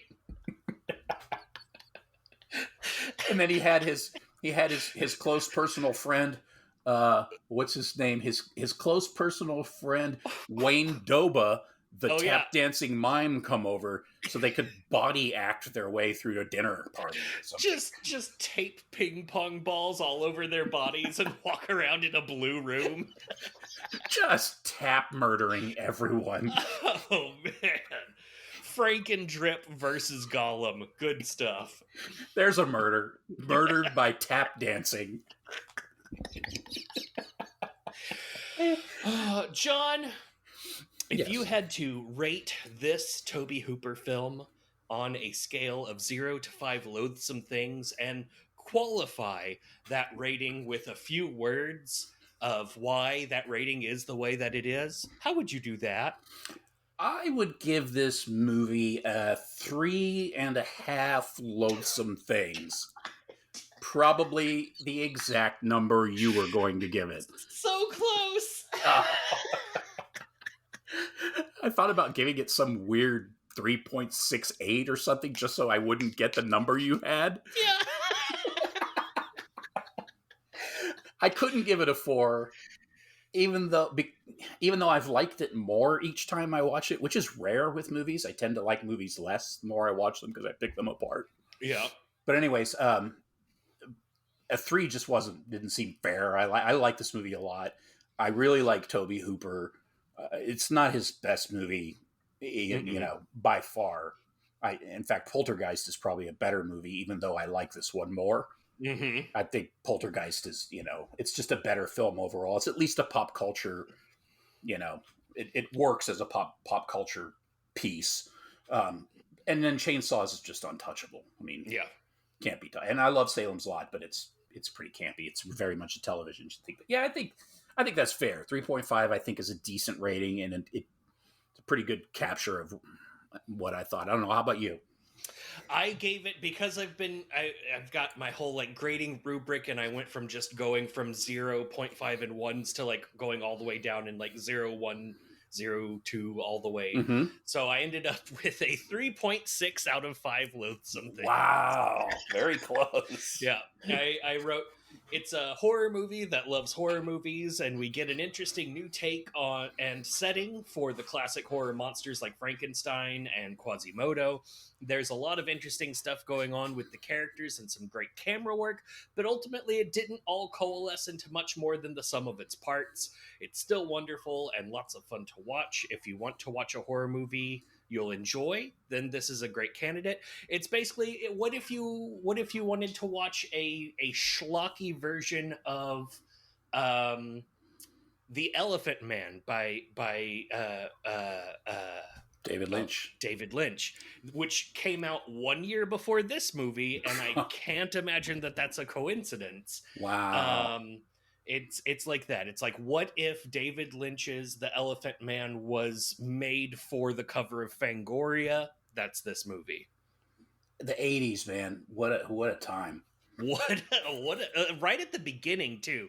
Like that turn from the late 70s to the early 80s. it's hard to pick movies to watch that aren't from there. Yeah, because so many of them are at least worth talking about. Yeah. If they're not already just great, they're Mm-hmm. probably very good. And if they're not very good, they're a lot of fun to talk about. I mean, Yeah. it was a great time for horror for sure. But we're in another one. Although it feels as much we have covered, like we covered The Empty Man, we covered In the Earth. We haven't we no we've actually done a relatively decent amount of new movies. We did Honeydew. We did Yep. yeah. So yeah, but so it's like, but it's different talking about new movies because they're not really established like the older ones. So Yeah. it's like you're just kind of like we're expounding on classics or something when we talk about a movie like this, and then we're just kind of like, I don't know what exactly how to define what we're doing with the new movies. We're just kind of putting Yeah. our take out there with everyone else's or something. That Exactly. Yeah, we're giving our own analysis that doesn't have the benefit of seeing how that movie's effect has played out over time. Like we don't know the influence that the movie Honeydew will have on horror cinema for years to come. But but we can guess. yeah, we can guess. I think maybe In the Earth will have a pretty pretty good impact. Maybe I we'll think so. cover some other newer movies that'll be more impactful.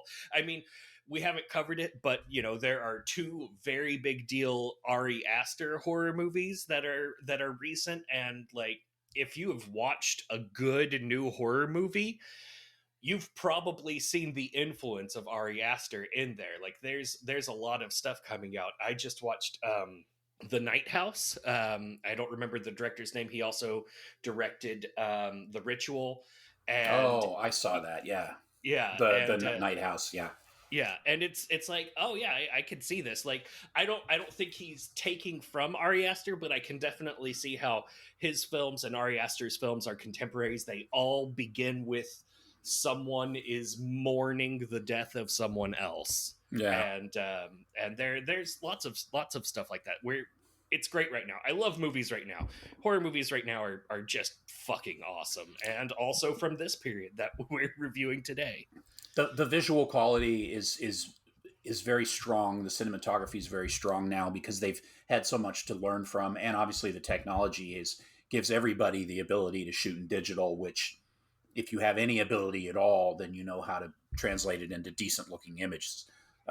You can see the difference with people that literally have like no budget. Digital can look pretty ugly, but Oof, yeah. like a movie like this is very grainy, and the way that they use the the camera lenses where it's got that blur like we were talking about, the what's his name uses that in that goofy zombie movie that was just on Netflix recently, where he has that effect where it's like there's like this blurry edge around the whole screen all the time, or Hmm. anything that's in the background is blurry, and it's like it works on film because film's so grainy already. Even though it's 35 millimeter, it still looks pretty assy unless it's been super cleaned up. Which of course just ends up adding to, I'm sure the directors don't think so. I'm sure they want their movies to look, pristine, but for us, it's great to see these grainy movies because it just adds to the grit of, Yep. like the setting in this film is great. But the performances are, it's one of the things about these kind of movies is I guess you have to watch them. If you're not in the era when they came out, you have to watch a lot of them to be able to accept them, because if you're not used to these movies, the performances are really bad. Yeah. Like they're very fake. They're just not natural. And in some places, those kind of performances are what people really enjoy. Like they watch soap operas and they want people to be overly dramatic, and like you watch it and you're like, these people can't act. And it's like, no, it's not that they can't act. It's just that they're acting a very specific way. Yep. There's a specific paradigm that's being played out. Apparently, we're in an era of that right now where actors are. I don't think it's part of the mumblecore movement, but it's actors are speaking in a different way right now, and Mm-hmm. that's part like contributing to how difficult it is to understand what characters are saying in movies. That's Mm-hmm. apparently like a very common complaint, and like there's like people that are already like publishing essays on the topic and stuff like that. It's got to be, if you're a real student of film and you grow up and you want to make movies, you can see how easy it is for somebody with even a ton of talent to get led astray, because there's so many different ways you can start fucking up. And if you're just completely wrapped up in every detail of the process, like a film loving, like a student of film later director would be, it's so easy to get caught. Like, okay, I'm going to have natural performances, and it gets to the point where they're so natural that half the shit that the people say you can't understand. Just like in real life, it's like, well, yeah, you don't. Okay, it's still artifice, dude. Like, people need to hear what they're fucking saying. Like, there's ways around this. It's like that. There's that one ultra realist author. What's his nuts? Cormac McCarthy. Oh yeah. Who is like so into realism that if characters in his books would speak Spanish, their lines are written in Spanish in the books because of realism. Which is like, yeah, that's great. That is a hurdle for me to read your book, but I guess if you don't care, it's not like it's prevented him from being massively successful, I guess. Yeah, and I think, I don't know, I guess everybody's motivated by their own thing, but I think sometimes they forget that, people in the audience they're gonna make their own, they're gonna interpret it their own way anyway. And like, if you write in a language that the reader can't read, that's just a big chunk of the book that they're never gonna get. Yeah. They're not gonna go fucking interpret it. They're just going to breeze over it and go, I wonder what that bitch just said. Oh, well, if only there were subtitles for books. She said something, he got mad and stabbed her, but I don't know what she said. Probably something about money or being old. Something about horses. The famous last line from No Country for Old Men, I'm too old for these old men countries. Correct. So that is a 7.1 out of 10 loathsome things for Tobe Hooper's The Funhouse, parentheses, 1981. Not bad. Yeah, it's not bad. I don't think it cuts the top 10, but it's really not a top 10 movie. No, it's not. Yeah. It's enjoyable. Watch it if you haven't. Like, it's fun. It's like a whole house full of fun. You can watch it. It's definitely worth watching. It's not terrible. It's not great. But it's probably on the higher end of in between. Yes. A little bit. The higher end of in between. Kind of like this podcast. Not really. Yeah. The lower end between. Yeah. All right. And now for a segment that we like to call, we haven't come up with a name for this segment. Insert segment music.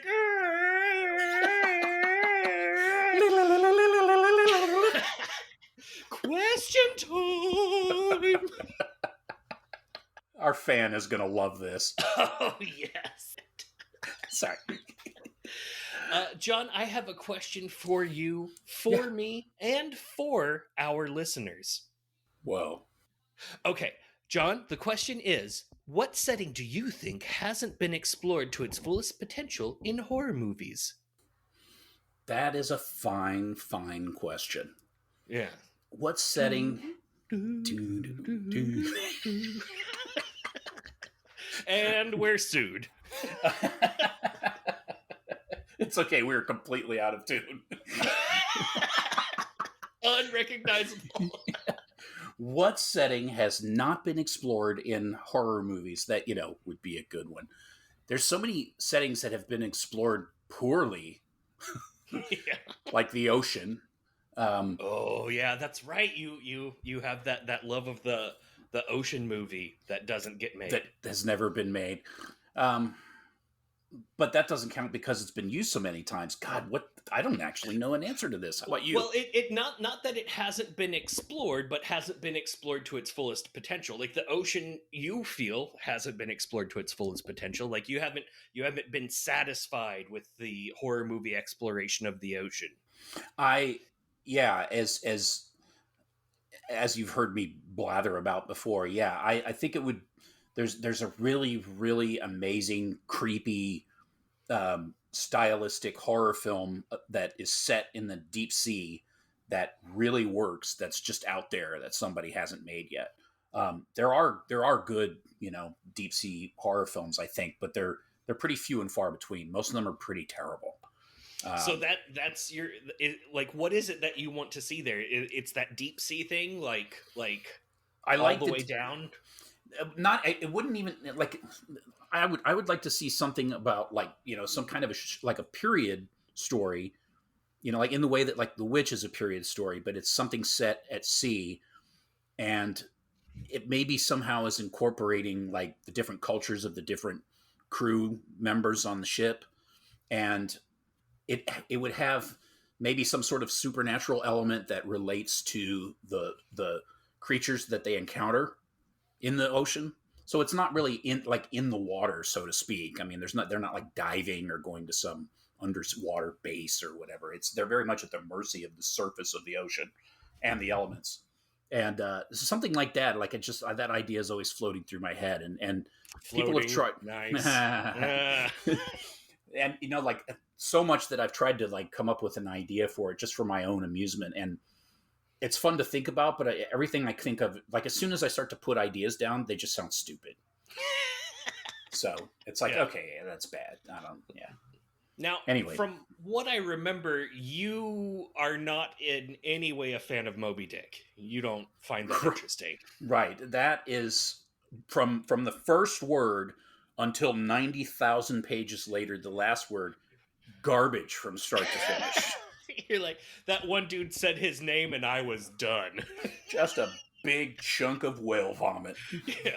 Why weren't there more giant squids in that novel? I do love that book. I avoided it most of my life, and then when I finally read it, I actually discovered that it was really amazing. Yeah.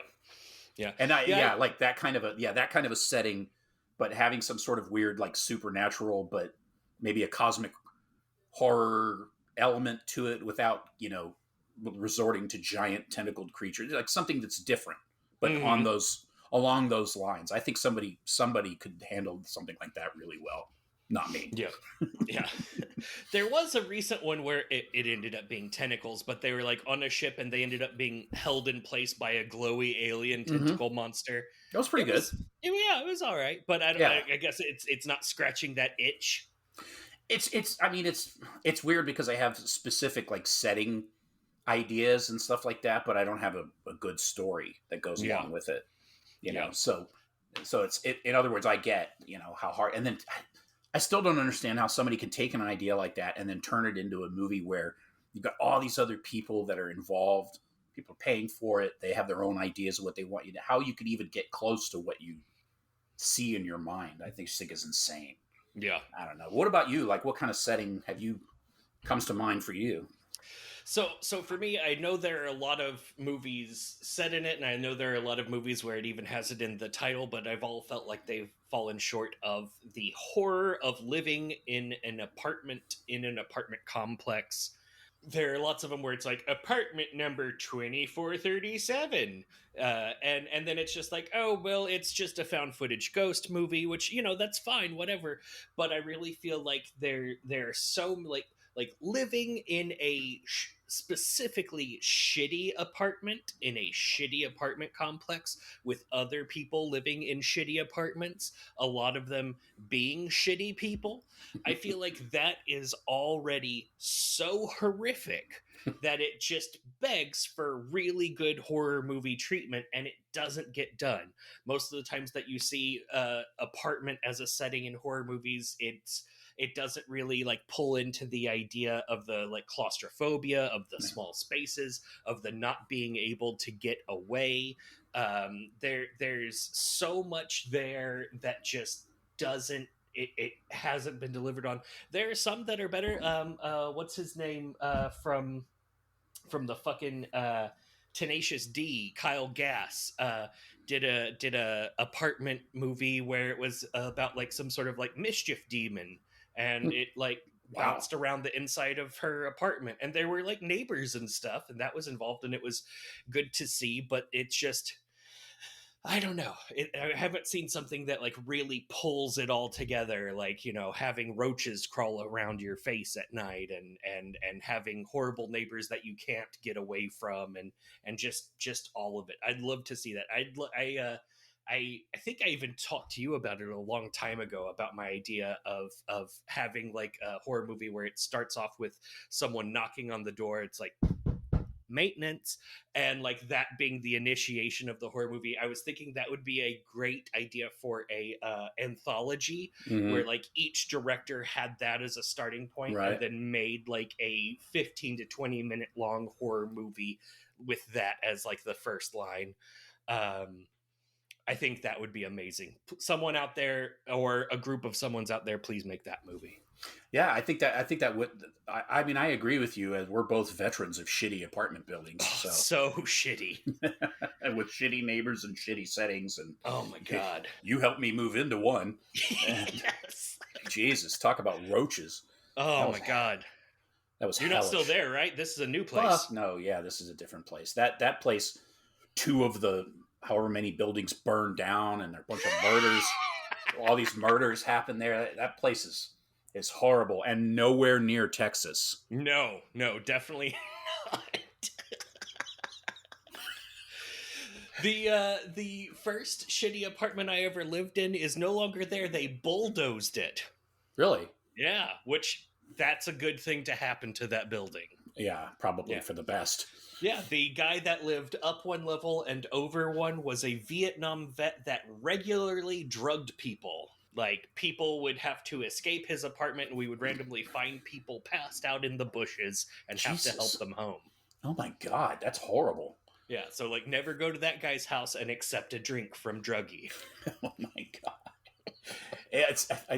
Obviously we're both drawing these ideas from things that are compelling to us for Yeah. maybe horrible reasons. And like I think I'm thinking about like the the ocean thing and the cosmic horror thing. It's like none of that is particularly original stuff. So it's I don't like I if I'm trying to think about what would be new for I'm wondering what's coming next with horror, because horror has gotten into the art house A24, Ari Neon. Aster, the the very artistic kind of slower paced movies that were something I was dying to see before they started coming out. Mm-hmm. I was so hungry for that shit, and then it just kind of happened, and it was great. Now it's like, okay, like The Lighthouse was, it was okay. Yeah. I liked the performances. It looked really cool, but it was just kind of okay. Yeah. I like The Witch a lot more, and like I liked Hereditary and Midsummer, God. but now it's like, okay, what's he gonna do next? I've heard he's gonna make a comedy or some shit, or his next one. no, is that's like the Viking movie, isn't it? the Viking movie. What? Yes, What are isn't you he making talking some about? Viking, like some weird supernaturally Viking movie? I don't know. The thing I know about Ari Aster is his next movie's like about Titan of industry type guy. Like Oh, okay. yeah. Is it a like, horror film? I don't think so. I think Yeah. it's supposed to be like a drama or something. I mean, I'm sure they're horrific at moments. Yeah. But I don't really know. I haven't kept up with it. What's the other But guy? yeah, I mean- Robert Eggers. That's the witch guy. Yeah, I think so. Yeah. Yeah. The Eggers is Vitch. doing the. He's doing the not zombie Jesus Christ. Zombie he's doing Jesus the, Christ. he's doing the zombie Jesus Christ Viking movie. Fuck yes. Oh shit.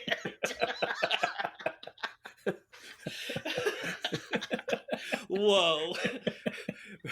Great Britain is fucked. Yeah. Oh man, I'm thinking back about to Funhouse. It's so weird the way movies get made. I mean, Texas Chainsaw was such a great original, well executed labor of love, and was a pretty creative, pretty unique film that obviously had no budget and came out of nowhere. Like, these people, they didn't have anything except the elements and time and budget restraints working against them. Essentially, they could do whatever the fuck they wanted because nobody gave a shit. They Hmm. had nobody's money. They had nobody's, it was just their own time and effort and sweat. Um, and then they've just made this movie that was completely fucking great. And then the same guy makes Funhouse, which I enjoyed the Funhouse, but compared Hmm. to Texas Chainsaw, the Funhouse is a bucket of shit. Yeah, It's yeah, just it's like a color by numbers kind of take on how, carny people are weird and we're scared of them. Like, if you really dig it apart, it's just stupid. It's just, yeah. has no real meaning other than just something that's fun to watch, which is cool. But he's obviously capable of so much more. It's not every director can like ground break on every one. Yeah, And I mean, like Bob Clark did it. Bob Clark was just like nailing it for a while there, and even Tobe Hooper did it. He like lots of big stuff, but like Texas Chainsaw Massacre, and then like some stuff, and then also Texas Chainsaw Massacre 2, which was its own kind of success. yeah. I do love Yeah. that movie. It's not, yeah, it's different, but I do love it. I love that he made it. I love that he went in a completely different direction with it. Now, on the topic of the lighthouse, John, did you see The Lighthouse, where it was about how there are ocean people and the old grimy lighthouse keeper is fucking one of the ocean people? Yes. Okay. Yes. I enjoyed that more than Robert The Eggers' Willem Lighthouse. Dafoe. Yes. Willem Dafoe was great, but Yeah. I think the other movie was probably a better movie. Yeah. It didn't look better. I mean, it wasn't, Yeah. It they wasn't so artsy. they didn't put as much effort into making it look pristine and getting the Yeah. dialect perfect and all that, which is fine, but they're all ultimately just a bunch of guys farting and jacking off all day. So I don't need them to be perfectly dialectic. It's fantastic. Yeah. I remember watching this movie like, ooh, I'm watching The Lighthouse. Oh, this isn't The Lighthouse. Oh. We're fucking a fish lady. Okay, I see. Got it. Nice. Man, Robert Eggers. they just added a movie on the movie service that shows horror movies. That the Ah. main one, they're exploring folk horror stuff right now because this documentary about folk horror just came out. That's like this 3 hour. It's actually really awesome. But I they want to watch that. it's I've started it a couple times and I'm like, man, I got to really focus on this because there's so much information. But so they have like Wicker Man right now and Blood on Satan's Claw and Witchfinder General, which are like the holy trinity of the folk horror Yes. movies. But they added this movie called Eyes of Fire, which is like this 1980, around the same time as this one, and it's such a precursor to The Witch. It's like this preacher guy gets ostracized from his community, and him and his wife go out into the wilderness and encounter an evil witch who steals one of their Yes. children at one point. It's like, wait a minute. Yeah. Wait, he ripped this movie off hardcore. That's one of the things that I love about horror. Like, horror is not ashamed of ripping off other horror movies. Like, Yeah. it is all just purely iterative. We're going to take the idea, we're going to make a new movie out of it. Most of the time, that's awesome. Sometimes they're like, we're going to take this idea and we're going to just shit on it. Or the ones that I really hate the most is we're going to take this very good and great for an American audience foreign film and we're going to remake it for Americans. Yeah. I dislike that. We're going to take everything that made this film interesting and take all that out. Yeah. So that it appeals to an American audience, except it doesn't because you took all the cool stuff out. Yeah. Yeah, exactly. You know what, this movie about a mother who has done facial reconstruction surgery and her two children that are wearing masks and are creeped out by each other's identity throughout the whole movie. You know what we really should take away is the German language that makes it even more intense and terrifying. We should remake that for an American audience with English so that it's not quite as intense and terrifying. Yeah, that's a movie that doesn't need to be remade. No, it does not. I'm Maybe all in for 20 years. Yeah, I'm all for remakes. We've talked about that. I like remakes, but sometimes I just see there's certain movies where I'm like, yeah, why would you remake that? It's not, just make something else. Yeah, Like, yeah, just it just seems. I mean, go yeah, ahead, yeah, knock yourself out, but why? yeah, yeah. It's- I don't know, and especially with that one where like the storyline is away and the thing is the ending and all that. Like remaking it, maybe they'll add something interesting to it. But my experience with them remaking European horror movies for an American audience is that they just kind of make it a little bit more watery. Yeah, the Funny Yeah. Games remake was decent. I was surprised. I didn't expect it to be because the original is daunting. Yeah. But the Uh, remake was decent. yep. They and also there's some remakes that happen with the big Japanese horror movies. Like I just recently realized that the movie Pulse is an American remake of the Mm-hmm. Japanese movie Pulse. Like I didn't ever put together the fact that those were two different movies and Mm-hmm. that one's American with Kristen Bell in it. So weird. Yeah, and so like with some of those, like I guess I could see like I have never like sat down to do a side by side of is the Ring or Ringu better, because they both kind of are boring to me. I actually like But The Ring better. oh really? Yeah, I don't like Ringu very much. I find it even more boring than The Ring. And the second Yeah. one of both I find terrible. Oh yeah, yeah. Not good. And I enjoyed The Grudge more than Ju-on, but that's because I love Sarah Michelle Gellar, and she can do no wrong in my eyes. I probably like The Grudge better than Ju-on too, actually. Yeah. I'm not a big fan usually of the Japanese horror films. Having said that, what was that one? Was Pulse the one that we were talking about with the insanely scary scene? Is that Pulse? That was Pulse with the Yeah. woman in the shadow taking steps forward. Yeah. That's a flawless scene. Yeah. I mean, that's one of the best scenes in horror movies ever for me. It's because it's extremely disturbing. Yeah. But the rest of the movies gets it, like, it really starts to kind of layer on the cheese as it goes on. Yeah, nice Japanese cheese. Japa cheese. Yeah. And it's one of the things that's prevented me now. Like I was like, oh, maybe I should watch the American Pulse, and I'm like, man, are they gonna try to redo that scene? And if they do I want to see them try to remake that scene? And if they don't, do I want to watch the movie at all? As it devolves, like, even more than the Japanese version. Yeah, I have no idea. Listener, tell us how those are together. Yeah. What are those like if you watched them back to back? But what are those like if you watch them at the same time? What in a woobity? Yeah, 2 TV screens. Watch them side by side. Yeah, and then try to, which one's better? Yeah, put put subtitles on both of them and try to read them both at the same time. Man, we're just full of great ideas. Oh, so good. Oh, so you mute the one in English, but put the subtitles on. Watch the one in Japanese with the sound on, but like turn off the subtitles so you're dependent on the subtitles from this screen over here to watch the original version in Japanese over here. That's the idea. Oh, that would be amazing. Yeah, you elevate the one with the Japanese version just a little bit over the screen of the other one. So you can read the English subtitles for the American version. And not be able to tell if the scene is different behind there. Oh my God. Why do people not do these things? I know. Pulse on pulse action. We need this. Hot pulse on pulse.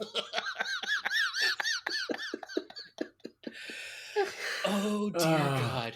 All right. John, do you have anything to say to the nice people before they go back to their regular lives? Watch horror movies, please, and recommend horror movies. Please get in touch.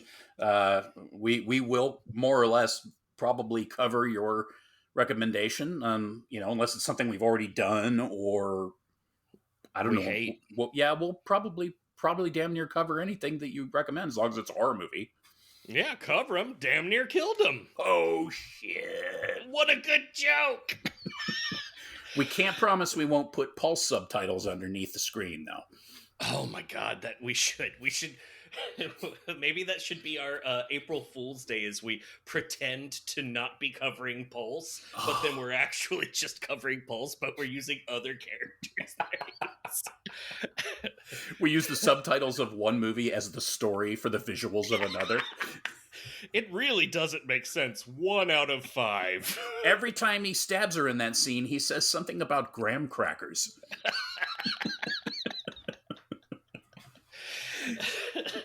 I couldn't follow.